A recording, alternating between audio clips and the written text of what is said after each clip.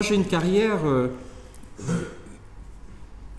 universitaire. J'ai en gros deux temps dans ma carrière. J'ai eu une carrière d'abord universitaire, alors dans un milieu qui était l'Université catholique de Lille, où j'ai fait toutes mes classes. J'ai été étudiant, j'ai été assistant, j'ai été professeur, j'ai été doyen de faculté, j'ai été vice-président d'université. Je dirais, j'ai fait ce qu'il fallait faire. Ce temps, je dirais, s'est achevé en 2007, puisque c'est en 2007 que je suis rentré dans la préfectorale. Donc, et ce deuxième temps, je l'ai commencé à Marseille comme préfet délégué à l'égalité des chances. Puis, je suis très vite, pratiquement 20 mois après, j'étais préfet dans les Alpes de Haute-Provence. Les Alpes de Haute-Provence, je suis venu dans les Ardennes, pas très loin d'ici, c'est comme ça que j'ai un peu côtoyé la Marne à l'époque. Et j'ai fait 3 ans dans la Marne. Alors, 3 ans à l'époque, je trouvais que j'avais déjà fait un temps certain. Alors, quand je vois que mon prédécesseur a fait 4 ans, je me dis, bon, le temps préfectoral s'allonge un tout petit peu. Donc voilà, j'ai fait 3 ans et j'ai été à Paris en poste en administration centrale comme secrétaire général du comité interministériel de prévention de la délinquance. Et je suis arrivé, j'ai eu cette opportunité-là, je suis arrivé au moment où la question de la radicalisation montait très fortement. Et j'ai, je dirais, eu l'opportunité de mettre en œuvre la politique publique de prévention de la radicalisation sur le territoire.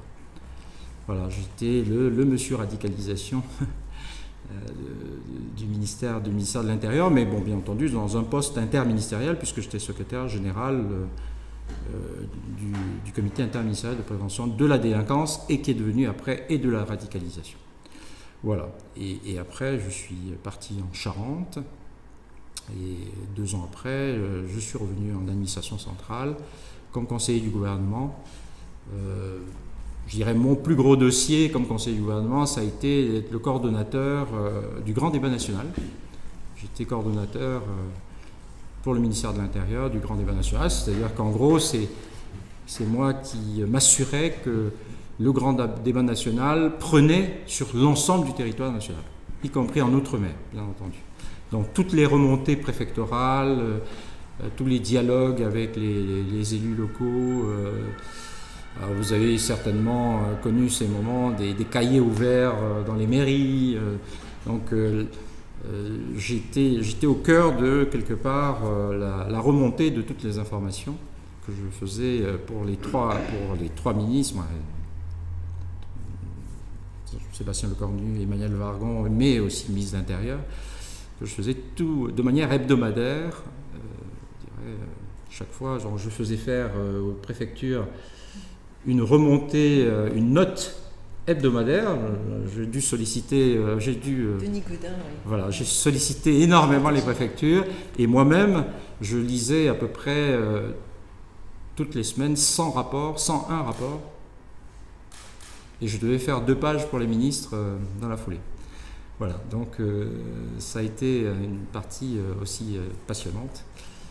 Et depuis, je me réjouis de revenir dans les terres marnaises.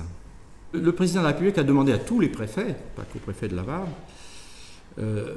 d'être des managers de territoire. Donc, je viens avec cette ambition-là. Donc c'est de venir d'abord auprès des gens du territoire, des acteurs, travailler avec eux, bien sûr.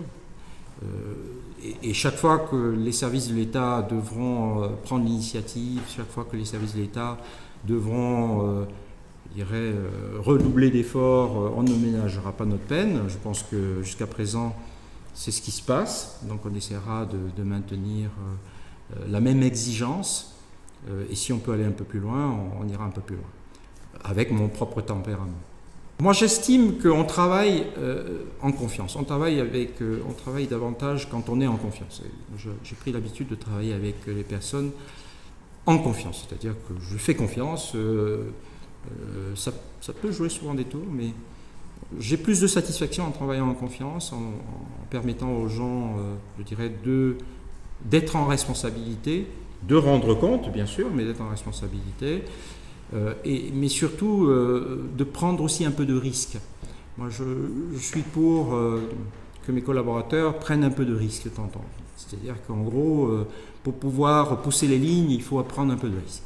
Et je fais partie de ces personnes qui estiment que pour pouvoir aller plus loin chaque fois, pour pouvoir, je dirais, relever certains défis, il faut prendre un peu de risques. Donc je suis prêt à les assumer avec, bien sûr, mes collaborateurs. Bien sûr, de les assumer en responsabilité finale. Voilà, je travaille dans cet état d'esprit-là.